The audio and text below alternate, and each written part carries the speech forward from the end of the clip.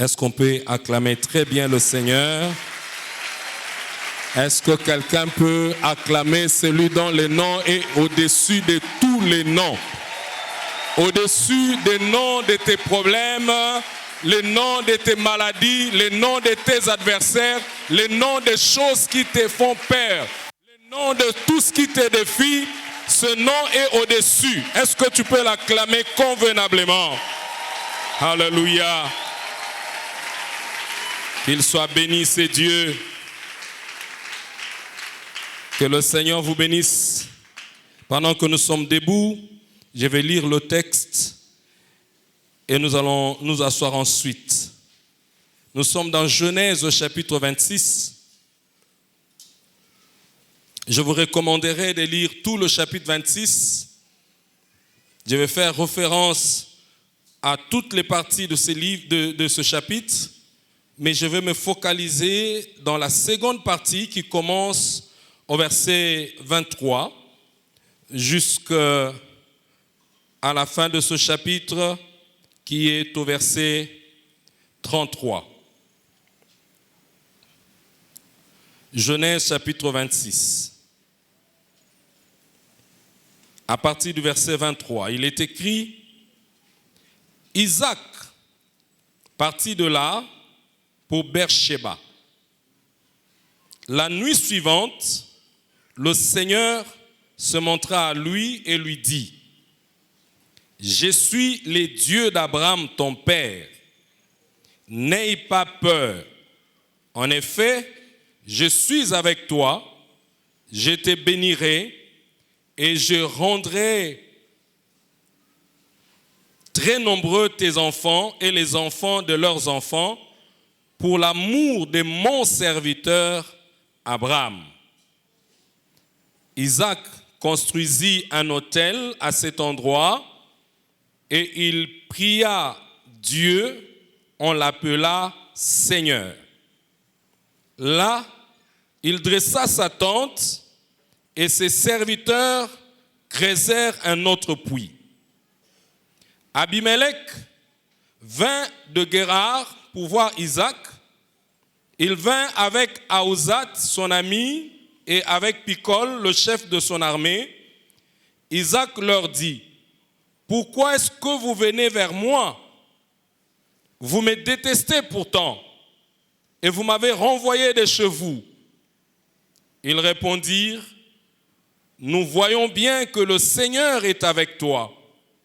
Nous avons pensé ceci: il faut faire la paix entre nous, une paix établie par un serment. Passons une alliance avec toi. Jure de ne pas nous faire du mal. En effet, nous ne t'avons rien fait de mal. Nous t'avons fait seulement du bien et nous t'avons laissé partir en paix. Maintenant, tu es un homme béni du Seigneur. Isaac leur servit un grand repas. Ils mangèrent et burent. Le jour suivant, ils se levèrent tôt le matin et chacun fit serment envers l'autre. Isaac leur dit au revoir et ils se quittèrent en paix. Le même jour, le serviteur d'Isaac vint lui apporter des nouvelles d'un puits qu'ils ont creusé et dire: Nous avons trouvé de l'eau. Isaac appela ce puits Shiba, ce qui veut dire serment. C'est pourquoi aujourd'hui encore la ville s'appelle Beersheba, c'est-à-dire les puits du serment. Et quelqu'un dit Amen. Vous pouvez vous asseoir.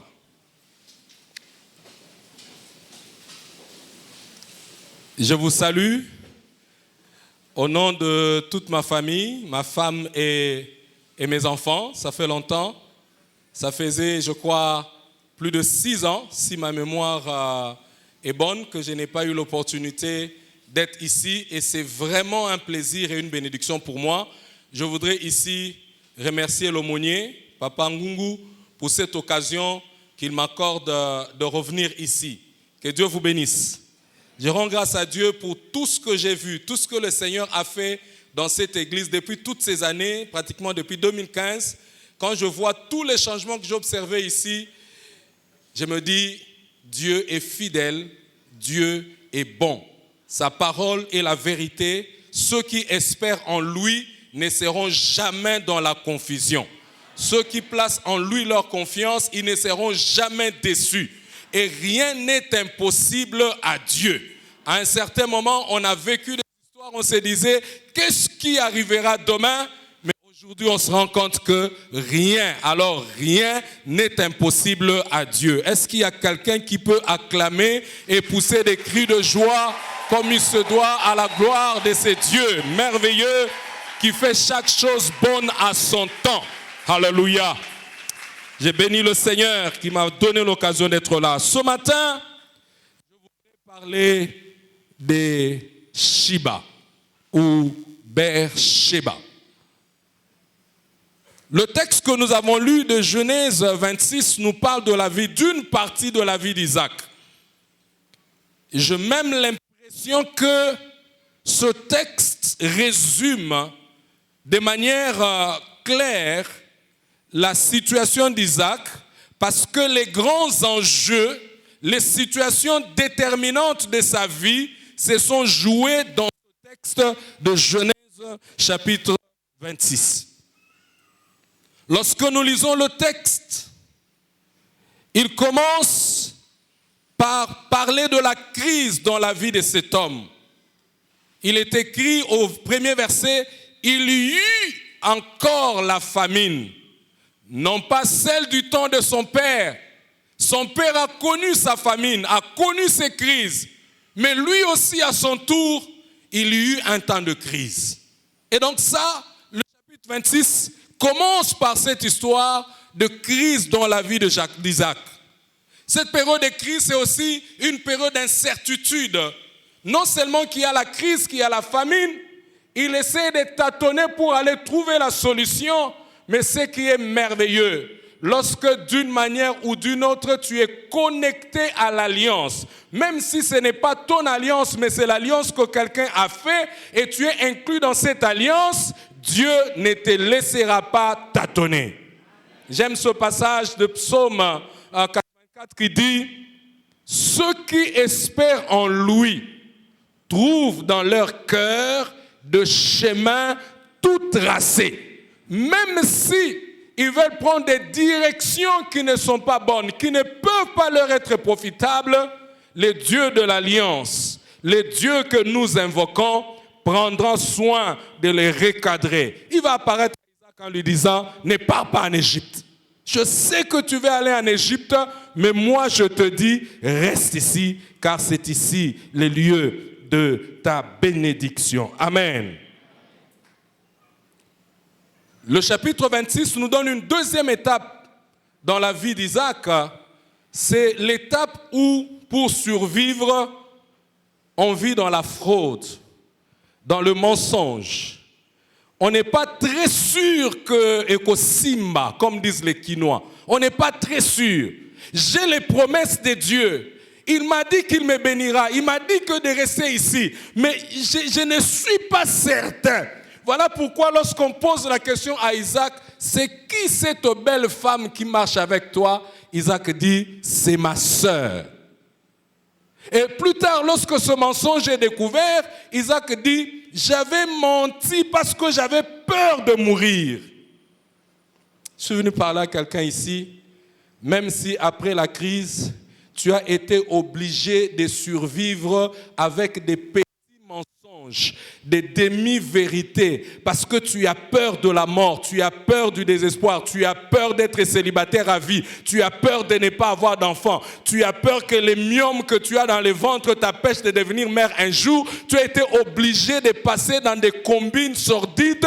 Je suis venu te dire que celui qui a fait les promesses, il est fidèle, il ne ment jamais. Ce qu'il dit arrive, ce qu'il proclame s'accomplit. S'il a dit que tu seras mère, tu le deviendras. S'il a dit que tu seras riche, tu le deviendras. S'il a dit qu'il t'a béni, il t'a béni. Fais-lui confiance. Mais parce que Dieu avait fait les promesses et tenait à ses promesses, Dieu a fait que les mensonges d'Isaac viennent à la lumière, qu'on découvre. Mais Dieu a pris soin de protéger Isaac. En fait, Dieu, je voulais dire, comme disent les Quinois, a réveillé. Mais a réveillé parce que Dieu savait que le mensonge là n'apportait rien de bon à Isaac. Et que ça devait s'arrêter. Parfois, il nous arrive de vivre de cette manière-là. Mais laisse-moi te dire, tu peux faire confiance à Dieu. La troisième chose qui apparaît après cette vie de mensonges dans la vie d'Isaac pour survivre, Isaac se consacre au travail. Et la Bible dit, il sema dans ce pays. Et il récolta au centuple. Il devint riche. Il alla en s'enrichissant et il devint extrêmement riche. Dans un pays qui n'était pas le sien. Dans un pays où il était étranger. Dans un pays où certainement il y a des gens qui ont essayé de faire la même chose mais n'ont pas eu les mêmes résultats. Laisse-moi te dire une chose. Nous pouvons vivre dans un même environnement, mais les résultats de ce que nous faisons ne sera pas la même parce que nous ne sommes pas connectés à la même source. Nous pouvons étudier à la même université où les professeurs sélectionnent les assistants en fonction de ceux qui ont accepté d'entrer dans la loge. Mais laisse-moi te dire, ils seront surpris, ils vont te sélectionner sans se rendre compte parce que tu as un Dieu. Tu n'es pas n'importe qui, tu n'es pas comme tout le monde. Tu n'es pas obligé de vivre comme tout le monde. Tu peux s'aimer et moissonner au centuple.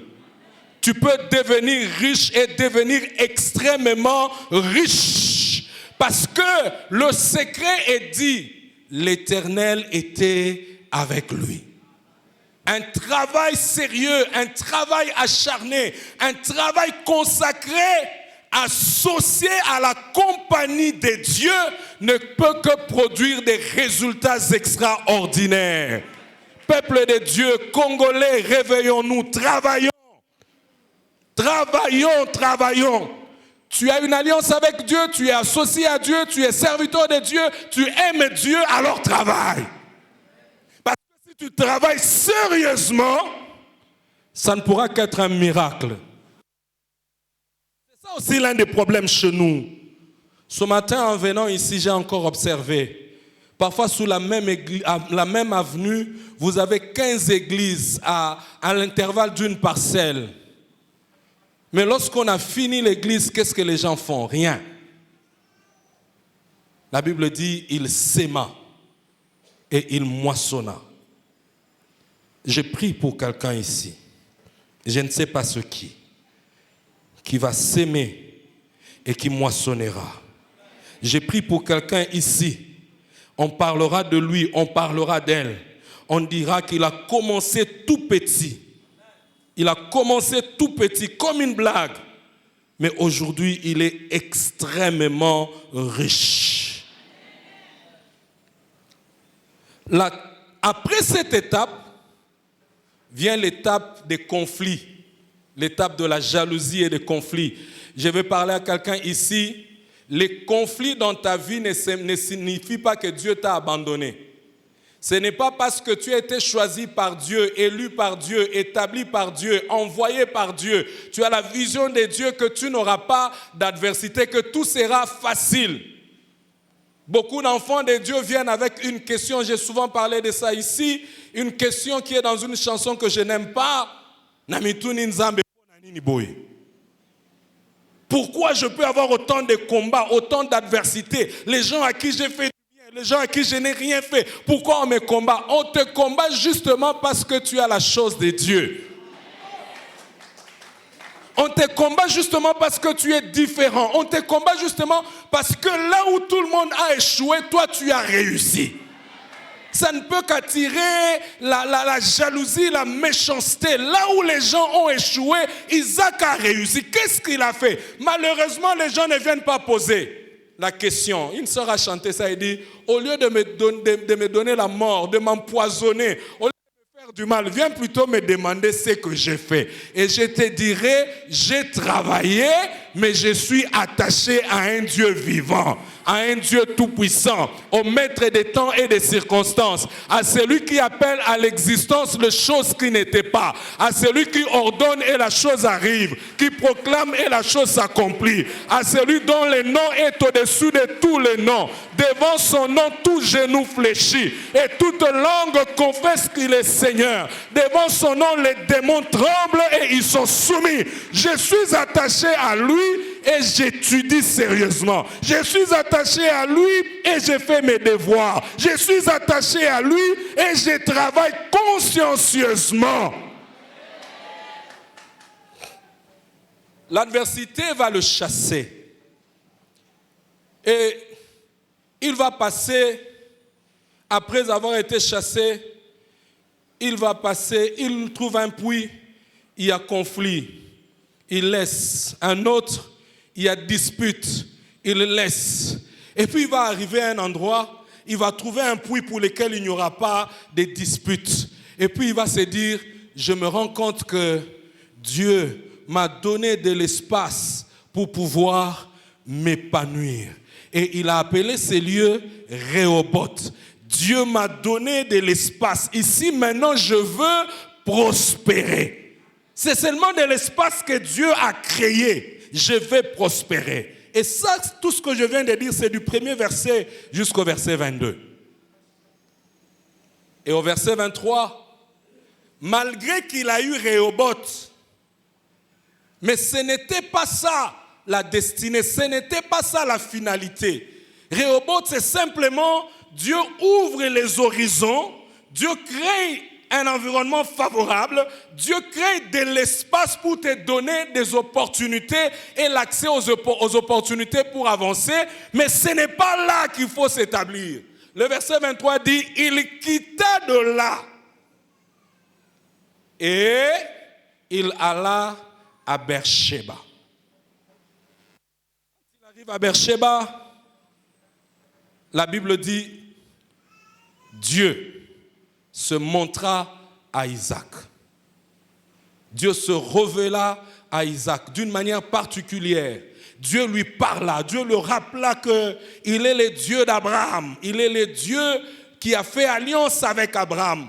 Il est le Dieu qui a fait des promesses, il accomplira ses promesses. Et je vais dire une chose ici, et je vais m'adresser aux parents d'aujourd'hui et aux parents de demain. Il y a des choses que nous devons faire aujourd'hui qui resteront comme une sémence pour l'avenir de nos enfants. Dieu dit, je te bénirai, je bénirai tes enfants et les enfants de tes enfants. Je les bénirai à cause de l'amour qu'Abraham, mon serviteur, m'a manifesté. Je vais parler à un parent ici. Montre de l'amour à Dieu aujourd'hui et tes enfants vont récolter des bénédictions. Je le dis encore parce qu'il y a un parent qui n'a pas entendu. Montre ton amour à Dieu aujourd'hui. Aime Dieu aujourd'hui. Comme il est dit dans Deutéronome, tu aimeras l'Éternel ton Dieu de tout ton cœur, de toute ton âme, de toute ta force. Et tu le serviras, tu l'adoreras lui seul. Aime l'Éternel ton Dieu aujourd'hui. Je te garantis que tes enfants vont récolter des bénédictions inattendues toute leur vie. Et c'est là que commence la partie intéressante de notre message. Lorsque Dieu se révèle à Isaac, il est à Beersheba. Je parlerai un tout petit peu de Beersheba. Beersheba, c'était un désert. Ceux qui connaissent un peu d'histoire et de géographie, ils se rappelleront que c'est cette partie désertique qui sépare la Palestine où les Israéliens se sont installés en allant vers l'Égypte, vers là où aujourd'hui on a construit le canal de Suez. En fait, en réalité, si Israël, en sortant de l'Égypte, devait marcher par la voie tracée par les hommes, il partirait de l'Égypte, il passerait par Beersheba et monterait jusqu'au cœur du pays. Mais Dieu les a fait faire un détour pour aller traverser là où ils sont partis. Mais il y avait une voie, mais c'est quand même le désert.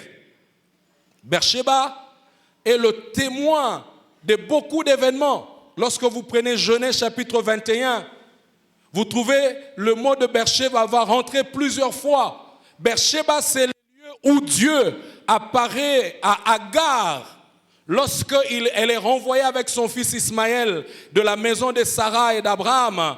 Abraham leur donne un peu de provision, il le renvoie. La Bible dit, lorsqu'elle est arrivée dans le désert de Beersheba, elle s'est perdue. En fait, c'était la route pour aller en Égypte. Elle rentrait en Égypte. Et lorsqu'elle est arrivée, non seulement elle s'est perdue, mais elle n'avait plus de provisions. Et elle n'a pas voulu voir son enfant mourir. C'est une prédication que j'ai faite ici il y a longtemps. Mais Dieu se révèle à Agar. Pendant qu'elle est en train de pleurer, abandonnant l'enfant à côté parce qu'elle ne veut pas voir la mort de l'enfant, Dieu se révèle à Agar et lui montre un puits. À travers ces puits à Beersheba, Agar a eu de l'eau, de la provision pour son fils. Et Agar s'est établie à cet endroit-là. Beersheba, c'est aussi le lieu où, à l'époque d'Abraham, il va signer l'accord avec Abimelech, il va faire alliance avec Abimelech, qui est venu un peu de la même manière comme au temps d'Isaac, pour dire, nous avons compris que Dieu est avec toi et nous voulons faire alliance. Beersheba, c'est le lieu où Isaac va terminer sa vie. Si vous lisez Genèse chapitre 28, lorsque Isaac bénit ses enfants, lorsqu'il bénit Jacob, vous allez voir que cette scène se passe à Beersheba. C'est l'endroit où il va s'établir. Mais il est arrivé à cet endroit après avoir traversé des crises. Et Beersheba va prendre ce nom parce que après ce que Dieu aura fait et dont on va parler tout à l'heure, Isaac trouve une source. Ses serviteurs ont creusé un puits. Et ce puits a donné de l'eau. Et Isaac dit, ce puits ici, c'est le puits de l'alliance. Et comme on va le voir, le puits là, symbole d'une bénédiction permanente. Symbole d'une bénédiction qui révolutionne la vie d'Isaac. Il cesse d'être errant ça et là à cause de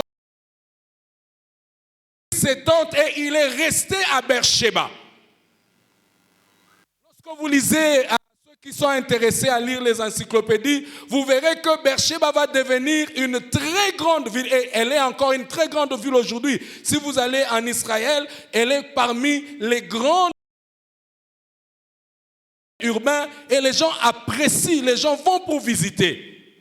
Mais tout a commencé par un acte. Isaac, recevant la révélation de Dieu, il n'est pas allé creuser le puits d'abord. Recevant la révélation de Dieu, la Bible dit, il construisit un autel. Aide-moi, dis à ton voisin, il construisit un autel. Non, parle-lui. D'ailleurs, il est très beau, elle est très jolie. Tu peux même lui faire un compliment parce que je suis sûr que quelqu'un ne lui a fait des compliments depuis ce matin. Dis-lui, papa, cette sœur-là, je suis sûr que personne ne lui a dit qu'elle était belle. Alors, tu peux le lui dire. Parce que c'est la vérité en effet. Alors maintenant, dis-lui, il construisit un autel. Quand vous lisez toute l'histoire de Genèse 26, tout ce que j'ai raconté ici, Isaac est comme vivant sous une bénédiction, sous une alliance, sous une relation avec Dieu, mais par délégation de pouvoir. Ce n'est pas lui qui est le titulaire. Il est un peu comme l'intérimaire. Il est un peu comme un stagiaire. Il est un peu comme juste un bénéficiaire, un héritier. Mais ici, lorsque Dieu se révèle à Isaac après Rehoboth, Isaac se rend compte qu'il y a quelque chose que je dois faire. Et qu'est-ce que je dois faire? Isaac construisit un autel. comme dirait un lingala. Parce que quand on dit hôtel, si j'avais un interprète ici, ça serait compliqué. Hôtel. En lingala, on dit etumbelo.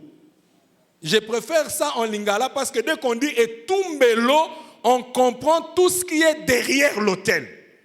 En fait, l'hôtel est un lieu où l'on rencontre le divin, le sacré. Lorsqu'on veut rencontrer l'autel, les lieux de la rencontre avec les divins, avec le sacré, c'est sur l'autel. Et vous verrez que la pratique de construire l'autel était une ancienne pratique.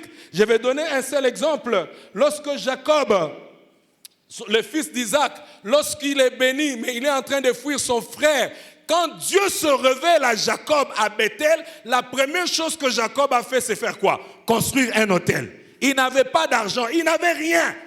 Il avait un peu d'huile, il avait juste un peu d'huile et puis la pierre sur laquelle il avait mis sa tête comme oreiller, sûrement une pierre ramassée. Il a pris ce qu'il avait, il construisit un autel comme lieu de la rencontre avec Dieu.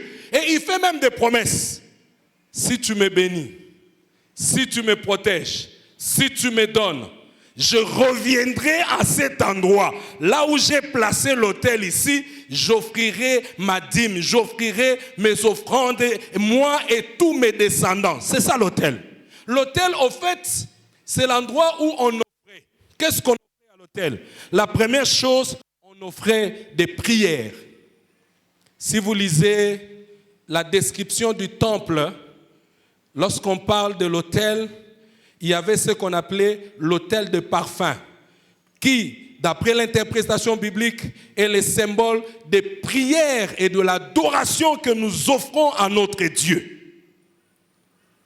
Quand on dit qu'Isaac a construit l'autel, c'est-à-dire il a créé un espace, il a pris une décision pour que la prière, l'adoration ne soit pas une formalité, ne soit pas un passe-temps, ne soit pas quelque chose que je fais à quelques moments, mais que ça devienne son mode de vie. Il se donne un endroit, il se donne un lieu en disant ici. C'est l'endroit que je l'invoquerai. Je l'invoquerai le matin, je l'invoquerai le soir. Je l'invoquerai quand je suis dans la joie, je l'invoquerai quand je suis dans le malheur. Quand les ennemis s'élèveront, je l'invoquerai. Quand je voulais parler de travail, je l'invoquerai. Quand j'aurai des difficultés, je l'invoquerai. Mais quand je serai aussi heureux, je vais l'invoquer.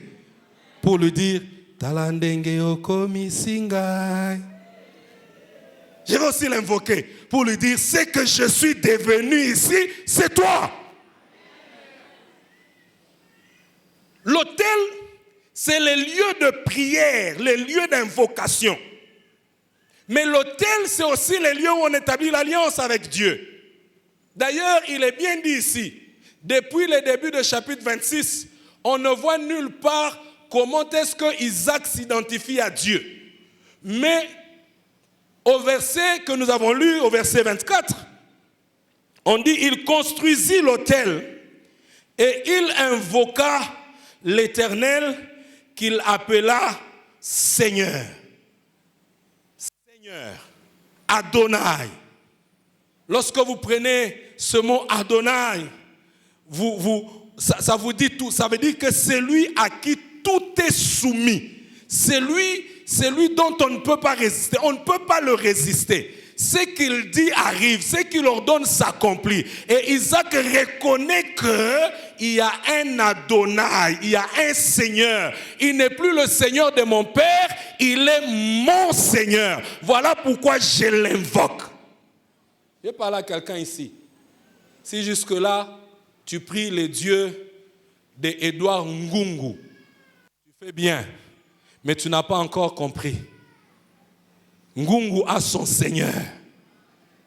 Ce Seigneur-là doit devenir ton Seigneur. Tant qu'il n'est pas devenu ton Seigneur, tu ne vas pas expérimenter Shiba. Est-ce que quelqu'un comprend de quoi je parle? Tant que tu n'établis pas une relation personnelle entre toi et Adonai, tu ne pourras pas recevoir la nouvelle de Shiba. les puits de l'alliance. Tu ne pourras pas. Il a construit l'autel comme lieu d'invocation, mais il ne veut pas invoquer un Dieu qu'il ne connaît pas. Cette phrase est sortie de la bouche de Jésus lorsqu'il est au puits dans Jean chapitre 4 avec la femme samaritaine. Il demande de l'eau, la femme dit, vous dites qu'il faut aller à Jérusalem alors que nous invoquons ici. Est-ce que vous croyez que nos pères qui ont bu l'eau de ces puits ne sont pas... Il dit, vous invoquez un Dieu que vous ne connaissez pas. Et pourtant, vous l'invoquez. Est-ce que tu connais les dieux que tu invoques? Une sœur a chanté ici, on a aimé ça. Ces chansons-là doivent revenir encore.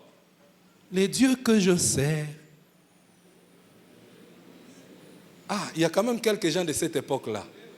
Les dieux que je sers, je le connais. Mais l'autel était aussi un endroit où on apportait à Dieu des offrandes. Et ces offrandes étaient une expression de la foi, étaient une expression de la gratitude, étaient une expression de la confiance que celui qui m'a donné peut me donner encore davantage. Je lui donne maintenant parce que tout ce que j'ai vient de lui. Qu'est-ce que je qui ne vient pas de lui? Même le peu de ce que j'ai vient de lui. Je peux le lui donner parce qu'il est capable de me donner davantage. Isaac, en établissant l'autel, crée un service, prend un engagement de partager ce qu'il a de meilleur avec Dieu. Parce que sous l'autel de sacrifice, en faveur de Dieu, on n'offrait pas n'importe quoi. On offrait les meilleurs parce qu'il mérite les meilleurs. Alléluia. Alléluia. Dis encore à ton voisin, il construisit l'autel. C'est seulement quand il a construit l'autel que les deux grandes choses vont arriver. La première chose, les auteurs de l'adversité ont été soumis à lui. Ça, c'est la première chose. Et ces auteurs ici symbolisés par le roi Abimelech, le chef de son armée, et son ami les diplomates, c'est-à-dire la plus haute autorité des Philistins, les systèmes de pouvoir qui géraient la vie et qui avaient le droit sur la vie ou la mort des gens, parce que quand vous lisez Abimelech, quand il dit « quiconque touchera à cet homme ou à sa femme, il sera mis à mort », ne peut parler comme ça que celui qui a le pouvoir sur la vie et sur la mort des gens dans ce pays. Et donc, celui-là qui avait le pouvoir sur la vie ou la mort, celui qui avait le pouvoir d'établir ou de chasser des gens, Dieu l'a pris, l'a déplacé, l'a ramené jusqu'à Isaac pour venir se soumettre à Isaac. Je parle à quelqu'un aujourd'hui. Ils t'ont maltraité, ils t'ont rejeté, ils ont été puissants, ils se sont montrés orgueilleux, ils étaient jaloux, ils avaient le pouvoir, ils n'ont pas pu te protéger, mais Dieu va les amener se soumettre à tes pieds. Il y a quelqu'un qui n'a pas compris. J'ai dit Dieu va prendre ce qui te fait peur, ce qui cause des cauchemars dans ta vie, la source de ces choses-là, Dieu va le soumettre à ton autorité. Si tu construis l'autel, Dieu va amener les puissances, les dominations, les autorités, les principautés. Il va les soumettre à tes pieds parce qu'il aura dit: je te donne le pouvoir de marcher sous les serpents et sous les scorpions, sous tout le pouvoir de l'ennemi. Aucun pouvoir ne pourra te résister. Aucun pouvoir ne pourra te nuire. Partout où tu fouleras les plans de tes pieds, je te le donne. Toute langue qui se lèvera contre toi en jugement sera condamnée. Ils sortiront par un seul chemin, mais ils s'enfuiront par 7 chemins. Même les ennemis que tu ne connais pas. L'expérience pastorale que j'ai eue m'a amené à découvrir qu'il y a des gens qui sont pauvres, non pas parce qu'ils ne travaillent pas, Non pas parce qu'il n'y a pas d'argent, mais simplement parce qu'il y a un système, il y a des pouvoirs et des autorités qui ont décidé, et qui ont pris des décisions d'autorité et ça fonctionne. Même longtemps après, le sorcier là est déjà mort depuis des années, mais ce qu'il a décidé continue à fonctionner. Mais je viens dire à un Isaac qui est ici, tu es l'enfant de la promesse. Dieu va soumettre à tes pieds tous ceux qui prétendaient avoir le pouvoir sur ton avenir. La deuxième chose, c'est une source. Shiba. Une bénédiction qui deviendra le caractéristique même de la ville. Une bénédiction que Dieu te donne à toi, mais ça devient le nom du quartier. Ça devient le nom de l'avenue, ça devient le nom de la commune, ça devient le nom de la ville, ça devient le nom du pays. Je parle à quelqu'un ici. C'est une bénédiction spéciale. Lorsqu'on va parler de ce quartier-là, on fera référence d'abord à cette bénédiction-là. Tu vois, quand tu vas dans ce quartier, tu vois, quand tu passes, demande seulement, il y a un étudiant qui est là-bas, mais qui a acheté, tu vois la grande maison là, de l'étudiant là. Et puis on commence à te raconter, étudiant là, jocolé. Quand tu le regardais, il était sans forme. Et puis une fille va dire, si j'avais compris, on serait mariés. Un jour, il m'a même dragué, tellement, la façon dont je l'ai injurié. On va te raconter toutes ces histoires-là. Parce que Dieu va te donner une bénédiction de référence. Je suis en train de prier pour quelqu'un ici. Pour une bénédiction de référence. Une bénédiction qui devient la référence pour la ville. Une bénédiction qui devient la référence pour le pays. Une bénédiction qui devient la référence pour le monde. Lorsqu'on veut donner des références, on s'appuie sous ta bénédiction. Lorsqu'on veut décrire là où habitait Isaac, on cite par la bénédiction, de sorte qu'on ne peut pas parler de cet endroit sans rappeler ce que Dieu a fait pour Isaac. J'ai prié pour quelqu'un ici. On ne pourra pas parler de là où tu habites sans parler de ce que Dieu a fait dans ta vie. On ne parlera jamais de l'université de Kinshasa sans parler de ce que Dieu a fait dans ta vie. On ne parlera jamais de l'entreprise où tu travailles sans parler de ce que Dieu a fait dans ta vie. On ne parlera jamais de là où tu es, du ministère, de je ne sais quoi. Quand on parlera même de cette église, quand on voudra parler de cette église, on se référera à ce que Dieu aura fait dans ta vie. C'est ce genre de bénédiction-là, Shiba. Ce n'est pas une bénédiction d'un peu de temps, mais c'est une bénédiction qui laisse des marques de manière permanente, qui t'accompagne, qui ne reste pas seulement ta bénédiction, mais une bénédiction qui affecte ton entourage, qui affecte ta ville.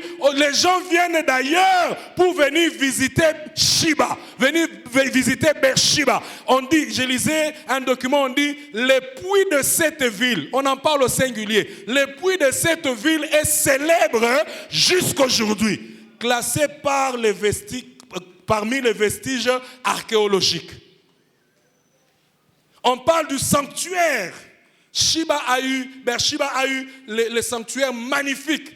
C'est vrai qu'on l'a détruit à un moment, mais pendant longtemps, le sanctuaire, là où Isaac a construit l'autel, c'est devenu un sanctuaire extraordinaire. Je parle à quelqu'un ici. On va construire l'autel. On va construire l'autel aujourd'hui. On va construire l'autel pour la prière. Ce pays a besoin des hommes et des femmes qui sont devant l'autel, offrant à Dieu les fruits de nos lèvres, nos prières et notre adoration. Mais ce pays a aussi besoin des gens qui construisent l'autel pour faire des offrandes de foi. Des offrandes qui changent des destinées. Des offrandes qui transforment de vie. Des offrandes qui nous amènent à un autre niveau avec Dieu. De sorte que tu deviens non pas seulement béni, mais tu deviens toi-même la bénédiction. lorsque quelqu'un s'attache à toi, aussi simple que tu es, cette personne est affectée par la bénédiction. J'aime bien Paul quand il est dit. Il dit, on nous regarde comme des gens simples. Et pourtant, c'est nous qui enrichissons les gens. J'étais dans l'avion hier avec quelqu'un qui m'a dit, et j'ai beaucoup apprécié, je lui demandais, maintenant, après ce qui s'est passé, qu'est-ce que tu vas faire? Il m'a dit, je crois que je veux faire, j'ai découvert une passion. Parce que quand j'ai essayé, ça marchait. J'ai enrichi beaucoup de gens. J'ai enrichi. Il n'a pas dit qu'il est riche, mais il a dit, j'ai enrichi beaucoup de gens. Et puis il précise, je ne les ai pas enrichis en leur donnant l'argent. Non, Dieu a fait de moi une source de bénédiction. Si tu te connectes à moi, il y aura quelque chose. Je ne sais pas d'où ça viendra, comment ça viendra, mais quand tu te connectes à moi, tu ne restes pas le même. Il y a quelque chose qui va se passer dans ta vie. Récemment, alors que moi-même, je n'étais pas assez conscient, parce que vous savez, à un certain moment, quand Dieu fait des choses, nous-mêmes, on n'est pas parfois conscients de ce que Dieu fait. J'étais dans le véhicule avec une collègue. J'étais dans son véhicule, au fait. Elle s'est arrêtée et puis elle m'a regardé. Elle m'a dit, je dois te dire merci. Pourquoi? Il me dit, je me rends compte que chaque fois que quelque chose d'extraordinaire arrive dans ma vie depuis que je te connais, ça arrive quand je suis avec toi ou ça arrive quand j'ai écouté ce que tu m'as dit. J'ai dit, pardon? Alors elle a commencé à me citer autant de choses en 2 ans, depuis qu'on se connaît, Dieu a fait dans sa vie des choses extraordinaires, mais quand elle réfléchit bien, elle est consciente que ça ne serait pas arrivé autrement. Et moi aussi, quand j'ai réfléchi bien, je me rends compte que je n'ai rien d'autre en moi qui pouvait amener cela, sinon les dieux de Shiba. Ça, c'est ce qu'Isaac va devenir pour longtemps. Et c'est ce que quelqu'un ici va devenir. Quelqu'un ici, ce matin, va être connecté à cette sorte de bénédiction. On m'a dit qu'il y a des projets pour l'hôtel, pour l'église, des projets extraordinaires. J'ai vu comment l'église se développe, mais quand je regarde même le temple, pasteur, félicitations pour toutes les transformations, mais je sais qu'il y a un travail que vous n'avez pas encore fini, parce que le projet que vous m'avez montré à l'époque pour l'embellissement de ce temple ici, on n'y est pas encore arrivé. N'est-ce pas, pasteur? Et tous les autres projets. Mais ces projets-là ne peuvent pas arriver si les gens ne construisent pas l'autel. Construire l'autel pour les 3 choses que j'ai dit ici. La première chose, construire l'autel dans une perspective d'alliance personnelle avec Dieu. Le plus grand problème que nous avons dans nos églises, nous avons des églises remplies. Les pasteurs doivent être fiers d'avoir plus de 7000 membres dans cette église. Ou un peu plus, il peut être fier. Mais combien de membres qui fréquentent l'église ont une alliance personnelle avec Dieu? Quand Dieu est assis sur son trône, il peut parler à quelqu'un de toi en disant « Je suis le Dieu de Sophie, je suis le Dieu de Solange, je suis le Dieu de Makero, je suis le Dieu de Tabitha, je suis le Dieu de Charles, je suis le Dieu de Munga, je suis le Dieu de Kingandi. » Combien de fois Dieu peut le dire? Est-ce que Dieu peut se présenter aux gens en disant qu'il est ton Dieu? Jusque-là, il était le Dieu d'Abraham. Mais aujourd'hui, il est aussi devenu le Dieu d'Isaac. Mais lorsque tu construis l'autel, tu fais de ces dieux ton Dieu. Tu entres dans une relation personnelle avec ces dieux. C'est lorsque tu fais ce genre de serment avec Dieu, quand tu entres dans la relation personnelle avec Dieu, quand tu entres dans l'intimité personnelle avec Dieu, que les ennemis de ta vie comprendront qu'ils doivent faire alliance avec toi. Je parle aux Congolais. Beaucoup de Congolais aiment les animosités. Lorsqu'ils entendent que le Congo veut harmoniser les relations avec tel pays, on en parle avec banalité. Malheureusement, ça sort même de la bouche des intellectuels, des gens qui ont fait des grandes études, qui devaient comprendre la pertinence pour le développement, la stabilité, la paix d'un pays, que d'avoir des relations diplomatiques harmonieuses, même avec les plus petits qui soient des pays, même avec les pays qui semblent ne pas avoir quelque chose à apporter, mais ces pays peuvent jouer un grand rôle. Si je me rappelle bien, le conflit entre la RDC et l'Israël, le conflit qui a commencé, qui a fait que nous n'avons plus d'ambassade d'Israël dans notre pays depuis plus de 40 ans, a commencé parce que, alors que le Zaïre à l'époque, nous n'étions pas aussi puissants militairement ou économiquement comme les autres pays, mais c'est le président de la République du Zaïre à l'époque qui avait le pouvoir de décider. C'est lui qui devait décider pour donner l'accord pour qu'on attaque Israël. Je ne sais pas si vous comprenez. Donc il peut y avoir un petit pays qui semble ne rien avoir. Ils ne peuvent rien vous faire militairement. Mais sur le plan de relations internationales, ils peuvent dire un mot à un pays ami qui peut vous faire du bien, tout comme qui peut vous faire du mal.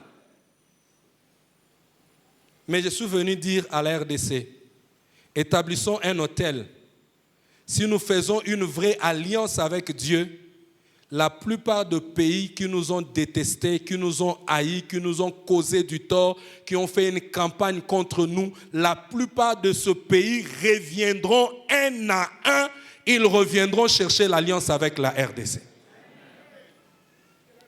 Il est temps que c'est qu'un homme qui probablement ne connaissait pas Dieu autant que toi, peut-être qu'il n'était pas aussi fervent que toi. Il a fait ce que je considère une des prophéties qui doit s'accomplir en son temps. Il a dit qu'il est temps que le Zaïre, que le Congo puisse éclairer l'Afrique. Tous les ingrédients sont réunis.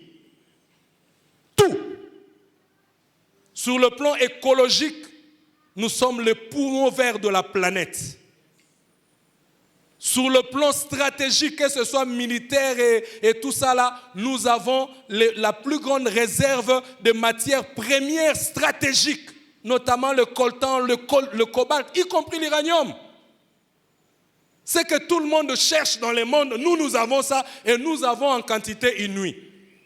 Sur le plan humain, nous avons des hommes et des femmes extraordinaires. Circulez dans le monde, vous allez voir, chaque fois qu'un Congolais est sérieux, qu'on lui donne des responsabilités ailleurs, il est parmi les meilleurs qui soient. Mais on a aussi des belles femmes et des beaux gars. N'est-ce pas?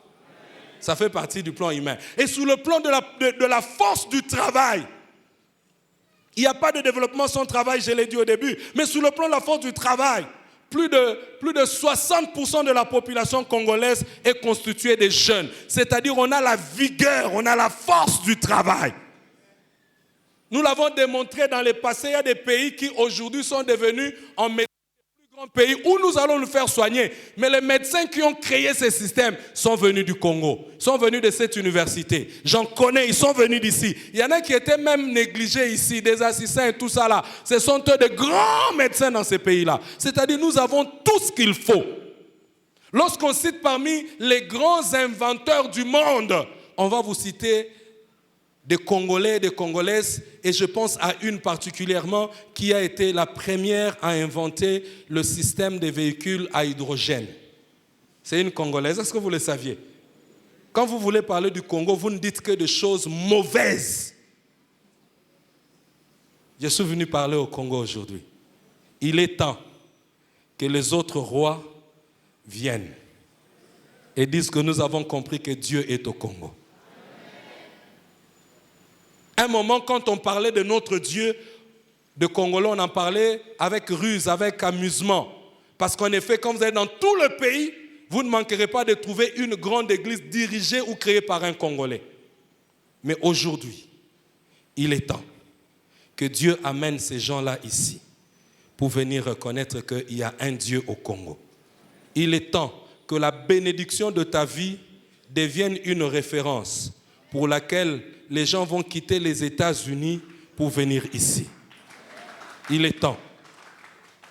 Il est temps que les gens quittent l'Australie pour venir voir un petit étudiant de premier graduat en polytechnique ou en médecine, ou je ne sais pas moi dans quelle discipline, qui a fait une découverte pendant ses TP, mais une découverte qui est la solution au plus grand problème du monde aujourd'hui. Il est temps que cela arrive et je le déclare au nom de Jésus. Mais pour que ça arrive, il construisit l'hôtel. Dis à ton voisin, construis l'hôtel. Non, dis-le lui bien, construis l'hôtel. Pour faire alliance avec Dieu, pour adorer et prier, mais aussi pour faire des offrandes extraordinaires qui appellent des bénédictions extraordinaires. Que le Seigneur te bénisse. Avant que nous ne puissions prier, je vais faire une invitation, une première invitation à quelqu'un qui pense qu'il a besoin de faire alliance avec Dieu. Parce que Shiba est une bénédiction de l'alliance. Il y a quelqu'un qui veut faire alliance avec Dieu. Il y a quelqu'un qui veut renouveler son alliance avec Dieu. Il y a quelqu'un qui dit, c'est vrai, j'avais fait l'alliance, mais j'ai l'impression que la manière dont je me suis conduit, j'ai besoin de renouveler cette alliance. Nous avons les yeux fermés et si tu es parmi nous, tu vas te lever et nous allons prier. Nous n'avons pas beaucoup de temps, mais je vais prier avec quelqu'un qui veut renouveler son alliance avec Dieu. Quelqu'un qui veut dire, je veux que quand Dieu est assis sous son trône, quand il veut se présenter, qu'il se présente comme mon Dieu. Si tu es là, lève-toi. Il est le Dieu d'Abraham, il est le Dieu d'Isaac, il est le Dieu de Jacob, il est le Dieu de Joseph, il est le Dieu d'Édouard, il est le Dieu de Serge Loumou, mais la liste n'est pas clôturée. Il veut aussi devenir ton Dieu au travers d'une relation personnelle, une alliance personnelle avec ces dieux. Si tu es là, lève-toi, nous allons prier. Même si ça fait 5 les années passées, tu te rends compte qu'il y a certains flous dans ta relation avec Dieu et que tu veux renouveler cette alliance, tu vas aussi t'élever pour renouveler ton alliance avec Dieu. Il ne s'agit pas d'ancienneté, il ne s'agit pas d'être diacre, ancien pasteur ou d'avoir été longtemps à l'église. Il ne s'agit pas d'être ancien de cette église d'ailleurs. Il s'agit d'avoir une relation personnelle avec Dieu. À tel point que tu peux te lever en disant « Mon Dieu » et lui dit « Mon fils, ma fille, en qui j'ai mis mon affection. » Et il va dire au monde « Écoutez-le. » Alléluia. Oh, merci Seigneur. Tu peux te confier à ces dieux maintenant. Tu peux confier ta vie. Tu peux lui dire, Seigneur, je viens faire alliance avec toi par Jésus, dont le sang a coulé pour établir une nouvelle alliance. Je veux que tu sois mon Adonai, mon Seigneur. Je vais t'appartenir. Je vais être soumis à toi.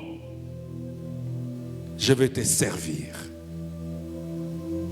Dis-le lui. Parce qu'il est présent et parce qu'il écoute. Alléluia.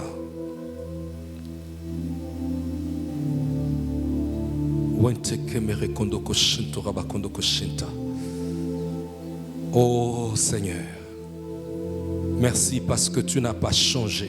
Tu es le même. Tu es le même hier, aujourd'hui, éternellement. Tu es le Dieu d'alliance. Tu es le Dieu d'alliance et tu as ouvert une porte par le sang de Jésus pour une nouvelle alliance, une alliance de paix, une alliance éternelle. Merci d'accepter mon frère et ma sœur dans ton alliance. Et merci de lui accorder la bénédiction qui s'attache à cette alliance. Que toutes les promesses faites qui sont attachées à cette alliance deviennent une réalité dans la vie de mon frère et dans la vie de ma sœur. Dans le nom de Jésus. Amen. Est-ce qu'on peut acclamer le Seigneur?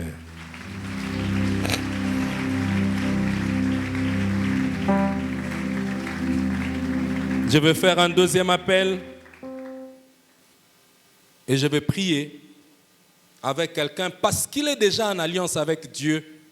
Il comprend que je suis son associé, son allié. Ses besoins deviennent mes besoins, mes moyens deviennent ce moyen.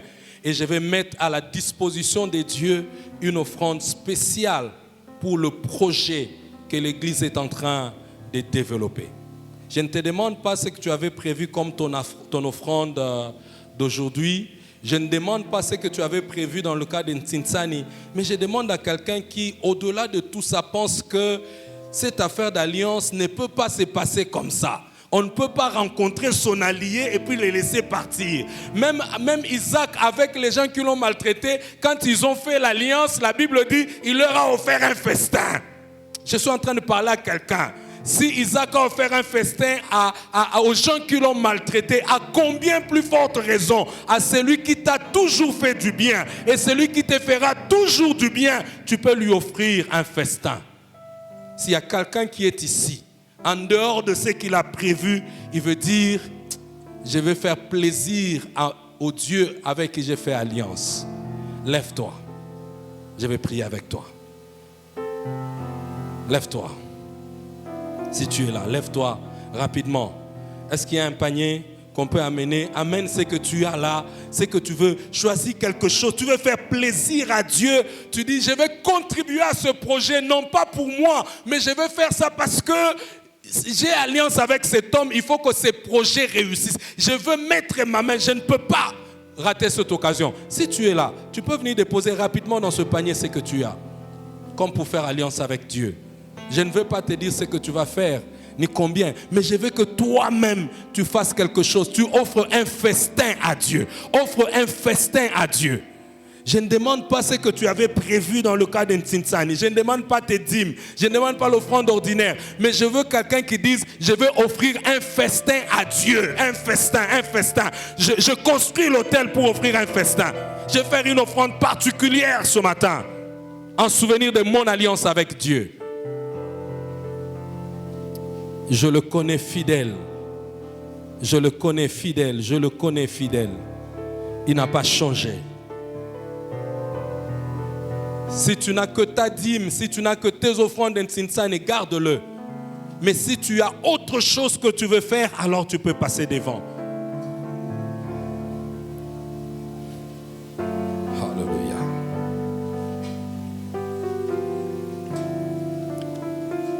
Est-ce qu'on peut chanter Nzambe Nankembo qu'on a chanté un moment ici? Nzambe Nankembo, Nzambe Nanguya. Pendant que nous offrons un festin à Dieu.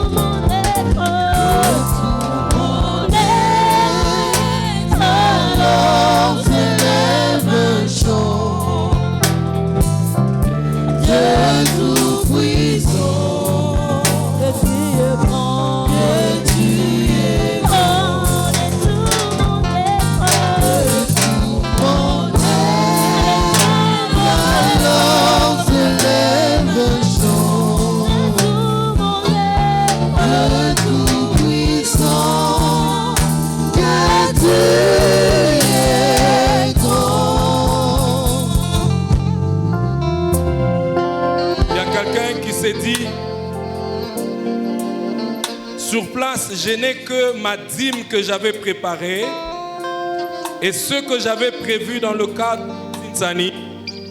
Mais je voudrais participer à cet effort en apportant une offrande spéciale que je n'ai pas ici. Quelqu'un qui parle un peu comme Abraham, qui a dit aux serviteurs de l'Éternel, attendez-moi ici. J'apporterai de l'eau pour vous laver les pieds. Et j'apporterai à manger pour vous donner de la force. Quelqu'un qui veut parler comme celui qui deviendra le père de Samson en disant à l'ange, si vraiment ce que tu dis est vrai, attends-moi ici. Je dois rentrer à la maison chercher une offrande. Quelqu'un qui va dire, comme Jérubal, Gédéon, les vaillants héros, alors qu'il n'était rien, et que l'ange lui dit, je fais de toi une référence pour cette génération.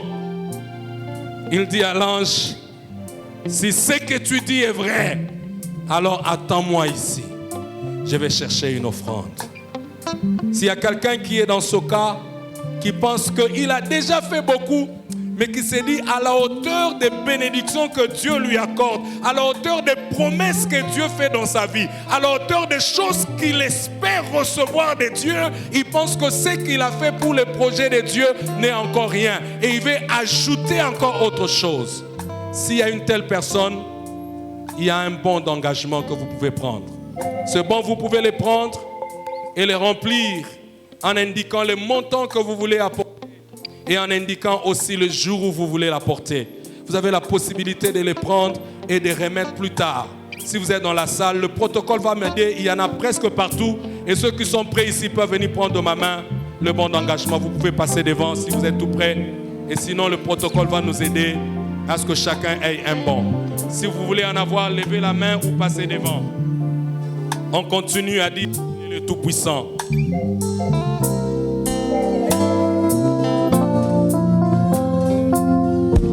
Et quand j'ai songe aussi plus ma mystère à depuis mon à vie penser en moi que son cher fils est devenu mon frère. Et moi je suis l'héritier du grand roi. Et quand je pense aussi plus ma misère, un Dieu si grand, Il y en a encore 3. a pu penser à moi. Nous voulons prier le Seigneur. Je vais vous inviter à vous lever. Dieu ne parle pas en vain. Lorsque Papa Edouard m'a invité, Je lui ai dit de prier. Si Dieu veut que je vienne, il rendra la chose possible. Hier, quand je suis arrivé à l'aéroport, il n'y avait pas de place dans l'avion, je n'avais pas de billet, mais je savais une chose, que si Dieu voulait que je vienne, je devais monter dans cet avion. Je lui ai dit, si vraiment tu veux faire quelque chose dans cette église, permets-moi d'y aller. Donc si je suis venu ici, c'est qu'il y a quelqu'un qui doit recevoir une bénédiction particulière. Dieu ne peut pas faire des choses en vain. Il ne peut pas parler en vain. En tout cas, il ne m'a pas déplacé en vain. Mon passage ici ne restera pas vain. Saisis la promesse du Seigneur. Persévère dans l'alliance. Persévère devant l'autel. J'aime ce qu'Isaac a fait. Il a construit sa tente autour de l'autel. C'est-à-dire, il a construit sa vie autour de l'autel. De sorte que quoi qu'il fasse, l'autel soit au centre. En tant que lieu de prière et d'adoration, en tant que lieu d'alliance, mais aussi en tant que lieu d'offrande et de sacrifice. Seigneur Dieu notre Père, lève tes mains en signe de recevoir. Merci Seigneur pour ton amour et pour ta grâce. Aucun homme ne sait véritablement ce que tu as prévu de faire de manière particulière dans la vie de mon frère et de ma sœur.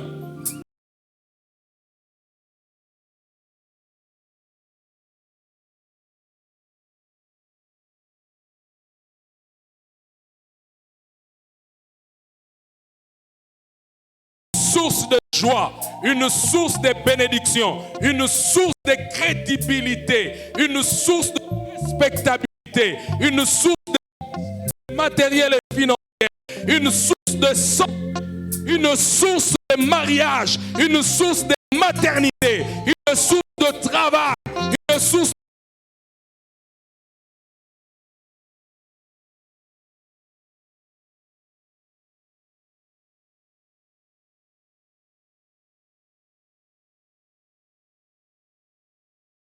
Laisse que tu accordes à ton peuple Shiba, qui soit une bénédiction des références. Laisse Seigneur notre Dieu une bénédiction particulière qui sera la référence dans son quartier, dans sa commune, dans sa ville, dans sa province, dans son pays et dans ce monde entier, Seigneur notre Dieu. Que ce que tu auras fait dans sa vie devienne une référence de ta fidélité, de ta puissance. Seigneur notre Dieu, que les gens découvrent que rien n'est impossible à Dieu à cause de ce que tu fais ce matin dans la vie de mon frère et de ma sœur. Comme Isaac a reçu une parole, mais Seigneur notre Dieu, qu'au sortir de ces lieux, après tous les actes d'alliance, ton peuple reçoive des bonnes nouvelles. Je déclare que ton peuple reçoive des bonnes nouvelles. Je demande que ton peuple reçoive des bonnes nouvelles. Que Seigneur notre Dieu Tout-Puissant, que ce matin soit inaugurée une saison de bonnes nouvelles dans la vie de mon frère et de ma soeur. Là où il n'y avait que pleurs et graissements dedans, là où il n'y avait que mauvaises nouvelles et tristesse, là où il n'y avait que malheureusement, Seigneur, que désormais, on n'apporte que de bonnes nouvelles, Seigneur. Quels que soient les temps ou les circonstances. Que ta parole qui est sortie accomplisse ce pourquoi tu l'as envoyée. Voilà pourquoi, Seigneur notre Dieu, par la foi, ton peuple t'offre cette offrande d'acclamation et des cris de joie. Dans le nom de Jésus. Alléluia.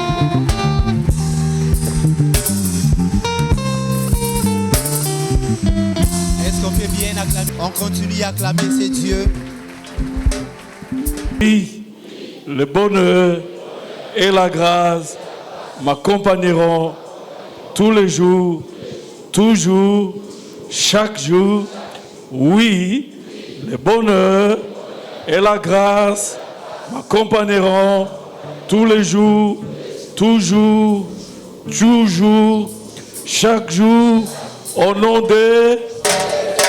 Bon dimanche.